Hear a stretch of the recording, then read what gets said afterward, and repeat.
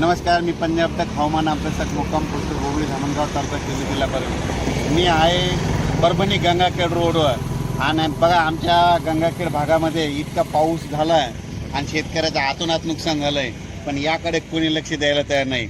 म्हणून परत एक ह्या शेतकऱ्याला कोणी लक्ष देत नाही म्हणून कमीत कमी म्हटलं आपण तरी शेतकऱ्याला काहीतरी म्हणजे दिलासादायक बातमी द्यावत म्हणून सांगतो. तर खरं पाहिलं तर या गंगाखेड परभणी रोडवरचे इतका पाऊस झाला, इतका पाऊस 1 महिना सारखा पाऊस पडायला आहे. त्याच्यामुळे सगळ्या शेतकऱ्यांचे कापसाचं पीक आलेलं हे सगळं पाणी जास्त झाल्यामुळे जात आहे.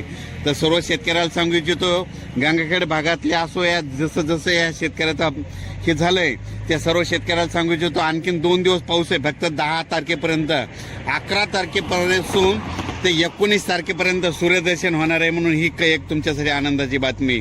तर परत राज्याचा परिस्थिती बघितली तर राज्यामध्ये जवळपास आता सांगायचं झालं तर 19 तारखेपर्यंत म्हणजे हवामान कोरडं राहणार आहे, सूर्यदर्शन होणार आहे. म्हणून शेतकऱ्यांनी हा अंदाज लक्षात द्यायचा. जशी वेळ भेटेल तसं तुम्ही तुमची खतं घेतं टाकून घ्यावे. आणि परत सांगतो की हा पाऊस फक्त नाशिक, इगतपुरी, धुळे, जळगाव, त्याच्यानंतर जळगाव जामोद, त्याच्यानंतर बुलढाणा, अमरावती, अकोला, अकोट, चांदूरबाजार आणि नागपूर या पट्ट्यामध्ये मात्र थोडा पाऊस चालू राहणार आहे. म्हणून हा अंदाज लक्षात घ्यायचा. पण राज्यामध्ये मराठवाड्यामध्ये मात्र 11 ऑगस्टपासून ते 19 ऑगस्टपर्यंत चांगलं कडक सूर्यदर्शन होणार आहे. म्हणून शेतकऱ्यांनी हा अंदाज लक्षात घ्यायचा. त्याच्यानंतर सर्व शेतकऱ्याला सांगू इच्छितो, त्याच्यानंतर सूर्यदर्शन पश्चिम महाराष्ट्रात देखील होणार आहे, मराठवाड्यात देखील होणार आहे. म्हणून हा अंदाज म्हणजे सूर्यदर्शन कोणत्या कोणत्या जिल्ह्यात होणार आहे ते एक तुम्हाला सांगतो.